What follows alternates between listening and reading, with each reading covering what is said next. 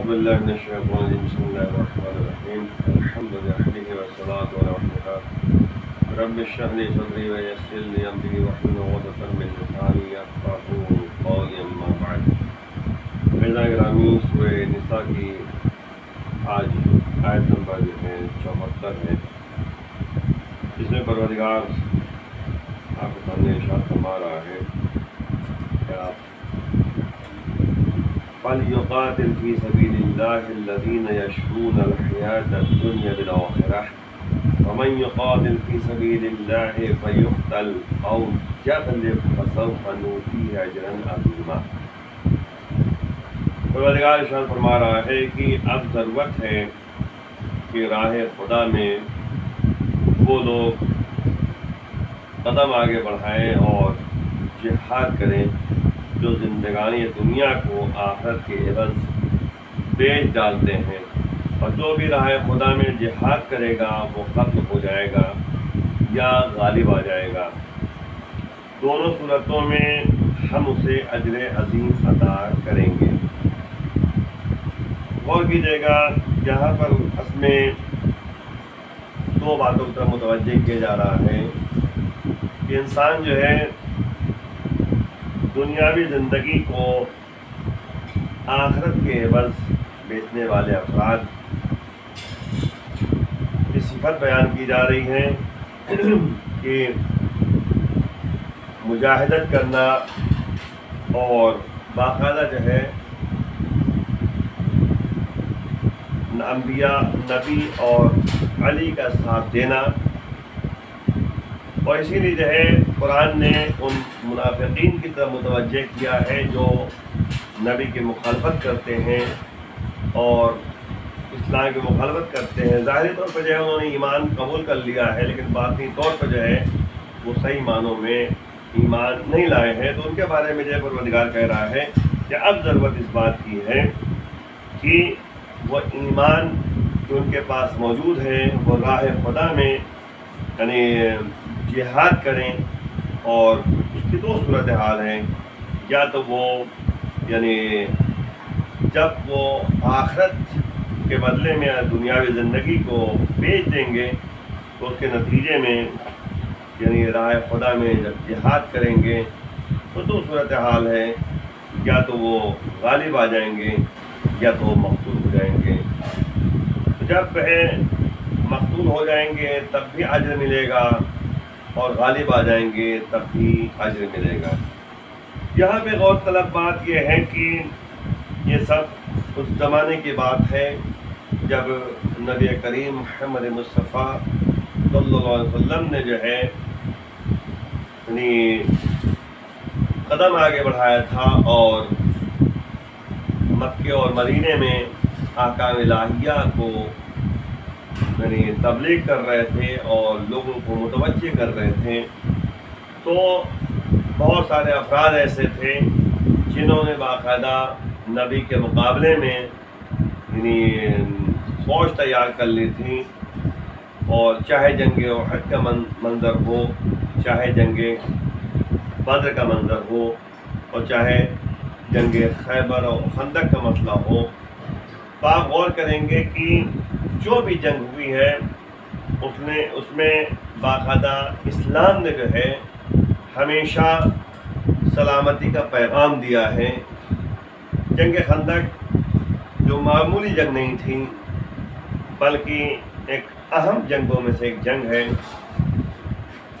نبی اپنے ساتھیوں کے ساتھ مکے میں مدینے میں موجود ہیں اور باقاعدہ لوگوں سے مشورہ کر رہے ہیں، تو جناب سلمان فارسی نے مشورہ دیا کہ خندق کھود دی جائے، اور اتفاق سے یہ مشورہ جو ہے نبی کو پسند آیا۔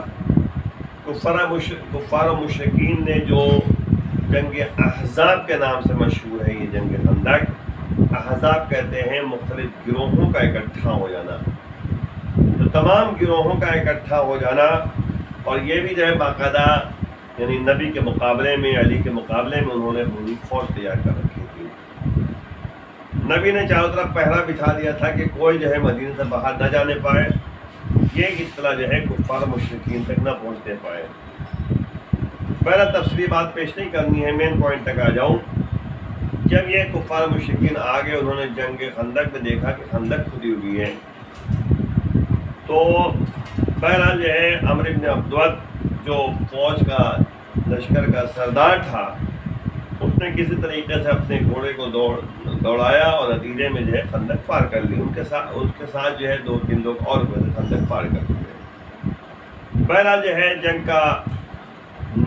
جنگ کا موسم آ جاتا ہے اور جنگ کرنے کے لیے آمادگی اور تیاری ہو جاتی ہے، تو وہ عمرو بن عبد جو ہے باقاعدہ چیخ رہا ہے اور چلا رہا ہے کہ کوئی ہے جو میرے مقابلے میں آئے، قتل ہو جائے گا تو تب جنت میں جائے گا، اور اگر ہمیں قتل کر دے گا اور غازی ہو جائے گا تو اسے بھی جو ہے کامیابی ملے گی۔ تو بہرحال جو ہے یہ تمام باتیں وہ کہہ رہا تھا، تو نبی نے باقاعدہ جو ہے یہ کہا کہ کون ہے اس کے مقابلے میں جانے والا۔ تو تاریخ جملہ یہ ہے کہ تمام افراد جو ہے بیٹھے ہوئے تھے اور سر جھکائے ہوئے تھے۔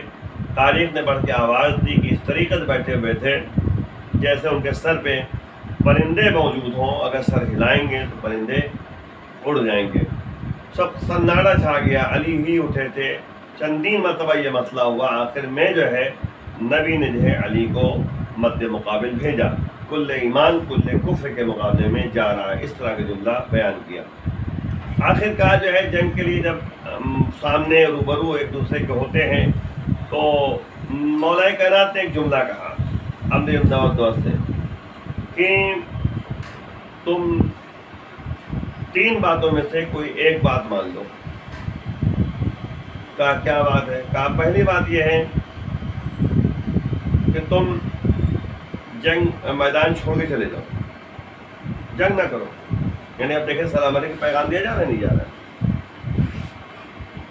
جبکہ علی کو معلوم ہے کہ یہ جو ہے مغلوب ہو جائے گا، یہ قتل ہو جائے گا، لیکن سلامتی کا پیغام دیا جا رہا ہے کہ اسلام کی حقیقت بیان کی جا رہی ہے۔ تو علی نے کہا کہ 3 باتوں میں سے کوئی ایک بات مان لو۔ کہا کون سی بات ہے؟ کہا پہلی بات یہ ہے کہ تم میدان چھوڑ کے چلے جاؤ، ہم تم سے جنگ نہیں کریں گے۔ تو اس نے کہا کہ اگر ہم میدان چھوڑ کے چلے جائیں گے تو لوگ مجھ پر تالیاں پیٹیں گے۔ غیرت اس کے اندر پیدا ہوئے، عربی غیرت۔ کہا ہم میدان چھوڑ کے تو نہیں جا سکتے۔ کہا پھر دوسری بات یہ ہے کہ تم ہم جیسے ہو جاؤ، اسلام قبول کر لو۔ اس نے کہا مجھے اسلام قبول کرنا ہوتا تو جنگ کیوں کرتا ہوں۔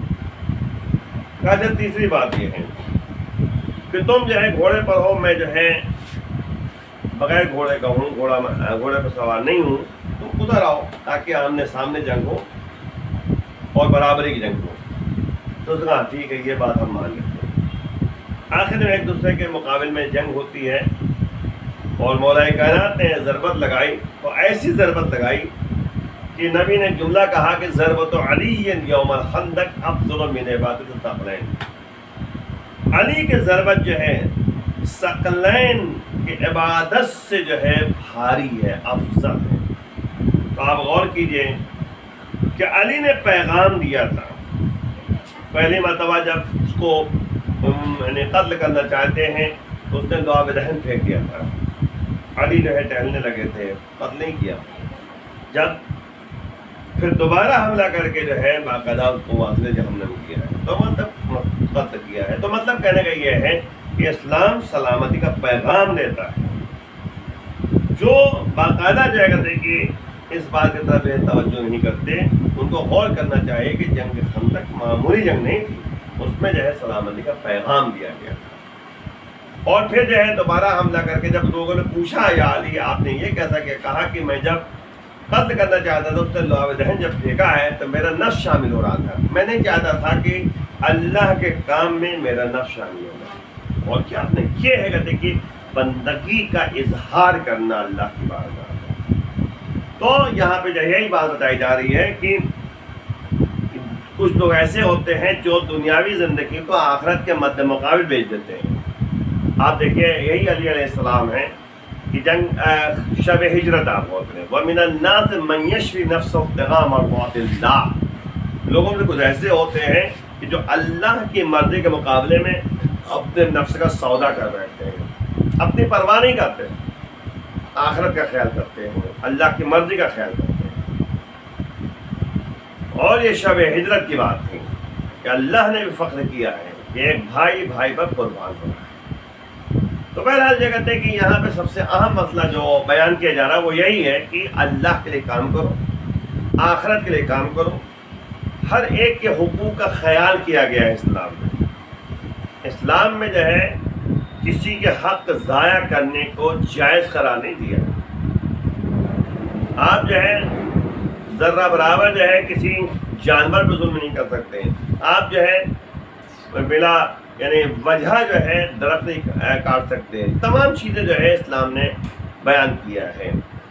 اس لیے آج کی گفتگو میں یہ بات سامنے آتی ہے کہ دنیاوی زندگی کا سودا آخرت کے مقابلے میں کرو، یعنی کہنے کا مطلب یہ ہے کہ ہر وہ کام کیا جائے جو آخرت میں کارساز ہو اور کارآمد ہو، آخرت بن جائے۔ آئیے مل کے بارگاہ معبود میں دعا کرتے ہیں، پروردگار ہمیں اس راستے جس میں تیری مرضی شامل حال ہو جائے۔ امام کے آوان و انصار میں شمار فرما، امام کے ذکر میں تاج